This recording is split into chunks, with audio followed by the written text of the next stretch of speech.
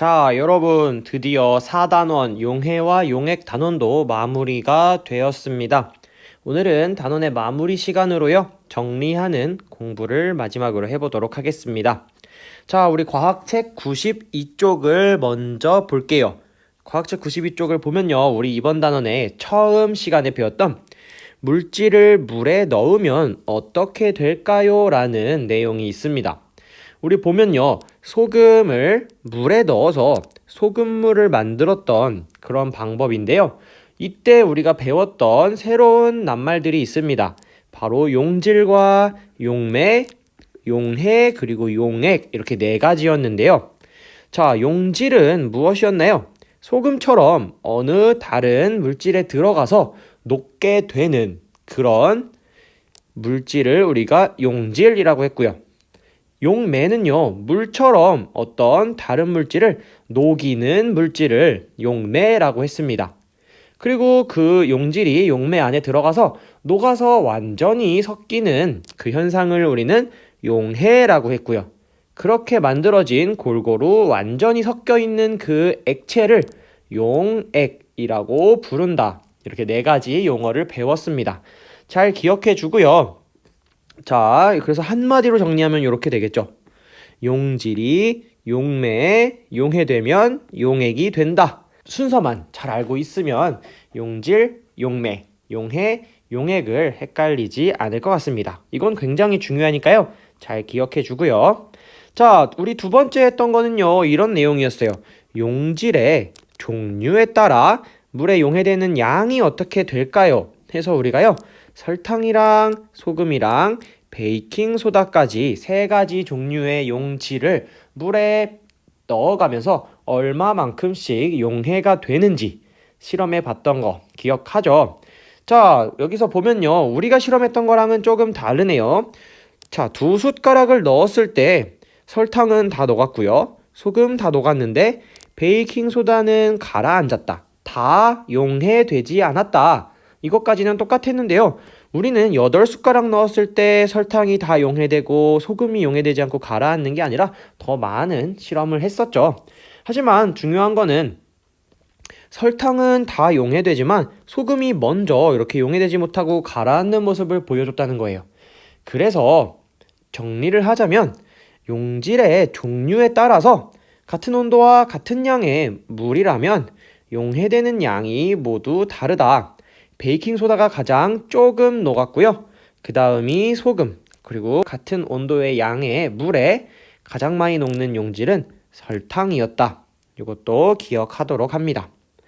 자, 옆에 한번 볼게요. 이번에는 물의 온도에 따라서 용질이 용해되는 양을 한번 살펴봤었어요. 자, 이때 온도에 따른 것이니까요, 다르게 해야 될 조건을 물의 온도만 해야 되고요.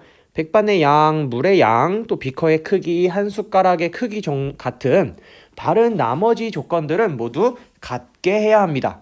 이것을 우리 변인 통제라고 했고요. 이때 차가운 물에는 넣었을 때 이렇게 아래에 남아있는 것을 보였고요. 따뜻한 물에서는 차가운 물일 때보다는 조금 더 많이 녹았었습니다. 그래서 정리하자면 같은 종류의 용질, 둘 다 백반이었지만 물의 온도에 따라 용해되는 양이 모두 다르다. 어느 물에서 더 많이 녹는다.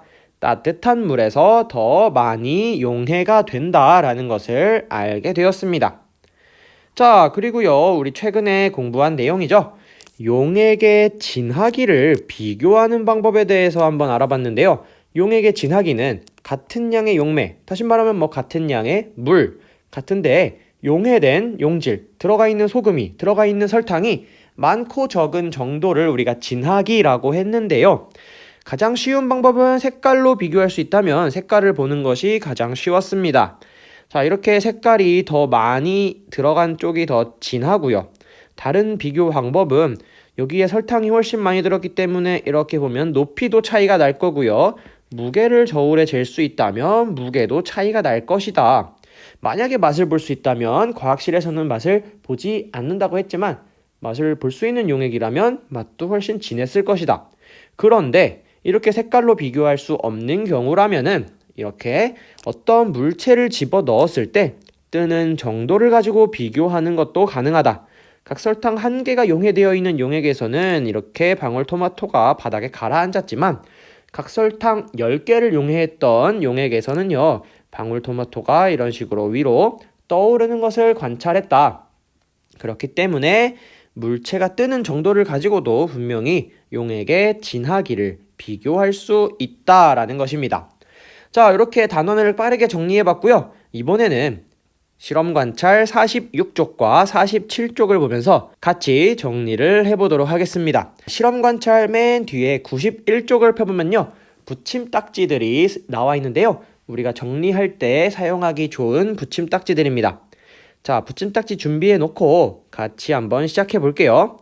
자, 첫 번째 우리가 사용할 붙임딱지는 이런 소금, 용매, 용액이라고 되어 있는 붙임딱지입니다.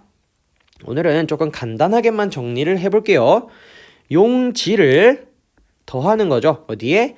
용매에 더하면 우리가 말하는 용액이 되는데, 이렇게 용액이 되기 전까지 이렇게 녹아서 골고루 섞이는 현상을 두 글자로 용해라고 한다.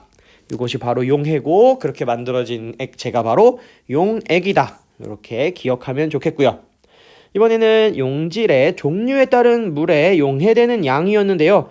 물은 항상 같은 양이었는데 용질의 종류에 따라 몇 숟가락을 넣는데 달랐었어요. 우리가 가장 적게 녹았던 거는요, 베이킹 소다였고요. 그 다음으로 많이 녹았던 건 뭐였나요? 네, 그 다음은 소금이었고요. 그럼 우리가 실험했던 것 중에 가장 많이 녹았던 것은 설탕이었습니다. 자, 이걸로 오늘의 결론을 한번 내려보자면 용질의 종류에 따라 용해되는 양이 어떻다? 다르다. 용질마다 모두 다르다라는 것을 알아낼 수가 있었습니다. 자, 다음은 위쪽 한번 볼게요. 물의 온도에 따른 용질이 용해되는 양. 물이 따뜻하냐 차가우냐에 따라서 어떻게 용해되는지 여기도 붙임딱지 한번 붙여볼 건데요.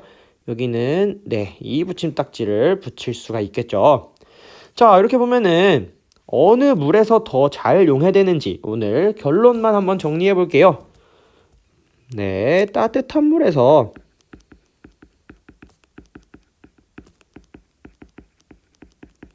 더 잘 용해된다. 네, 이렇게 정리할 수가 있습니다. 자, 용액의 진하기를 비교하는 방법. 여기서는 한번 진하기가 뭔지 이렇게 가지치기를 해서요, 진하기가 뭔지 한번 적어 보겠습니다.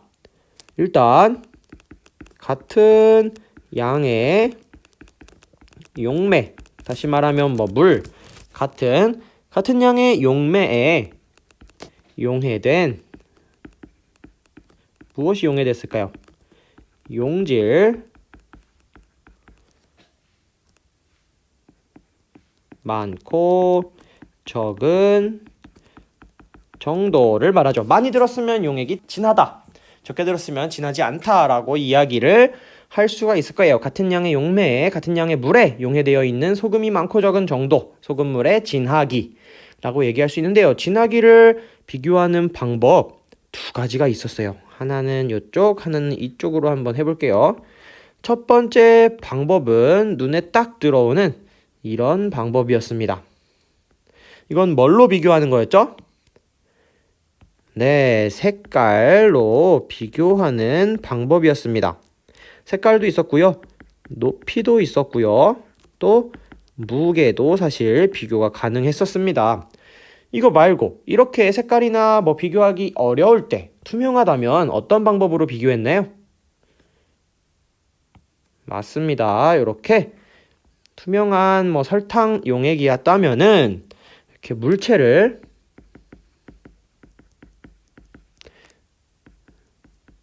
띄워서 비교할 수도 있었습니다. 각설탕이 많이 들어간, 다시 말해서 용액이 진하면 진할수록 이렇게 토마토나 안에 넣은 물체가 둥둥 떠오르도록 나타났다 라는 거 오늘 정리해 보았습니다. 자, 지금부터는요, 실험 관찰 48쪽과 49쪽에 있는 문제를 한번 풀어볼 건데요. 영상 잠시 멈추고 문제를 다 풀어본 다음에 영상 다시 재생해 주세요.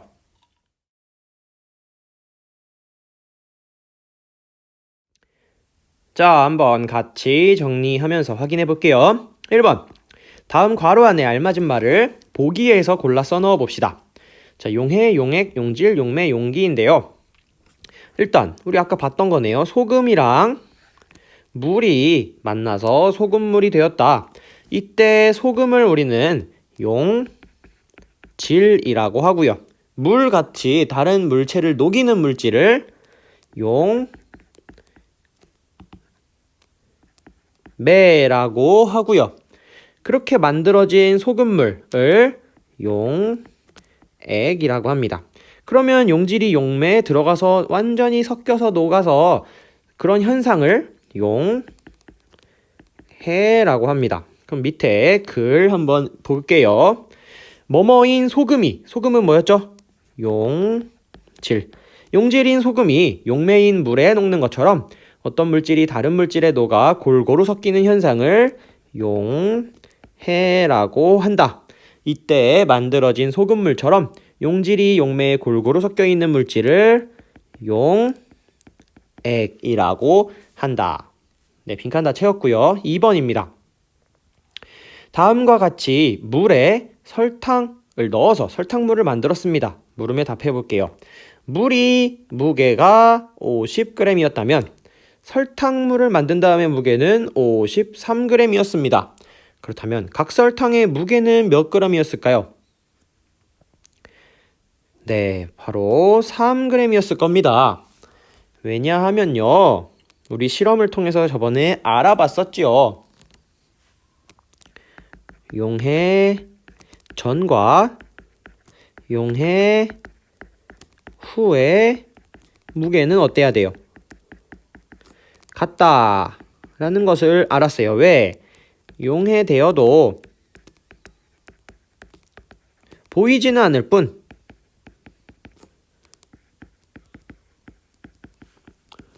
물속에 남아있죠.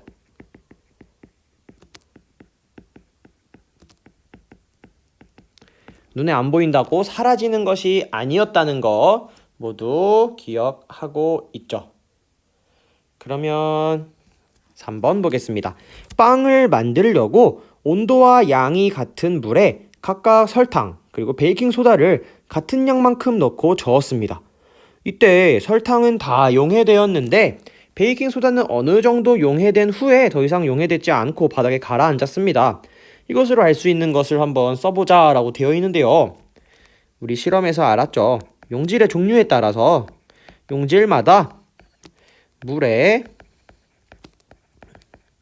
용해되는 양이 모두 어떻다? 다르다는 것을 알 수 있었습니다. 자, 4번 보겠습니다. 천연 염색을 하려고 백반을 물에 용해했습니다. 충분히 저은 뒤에도 백반이 다 용해되지 않고 가라앉았다면 물의 양을 더 넣지는 않는다는 거예요. 물의 양을 변화시키지 않고 백반을 다 용해할 수 있는 방법은 어떤 걸까요? 용액을 젓는다? 네, 젓는다고 안 녹는 용액이 더 용해되지는 않죠. 오랫동안 두고 기다린다도 아닌 것 같아요. 물을 가열하여 온도를 높여준다? 물을 가열하면 더 많은 용질들이 녹는다고 했으니까 일단 맞는 것 같고요. 백반 용액을 냉장고에 넣고 식힌다? 온도가 차가우면 더 많이 용해되지 않는다고 했어요. 고운 백반가루를 물에 넣고 젓는다? 더 넣으면 더 안 녹겠죠. 네, 그래서 정답은 물을 가열하여 온도가 높을수록 더 많은 용질이 녹는다고 했죠. 자, 5번입니다. 지금 여기 선생님 그림에는 이게 잘 보이지 않네요.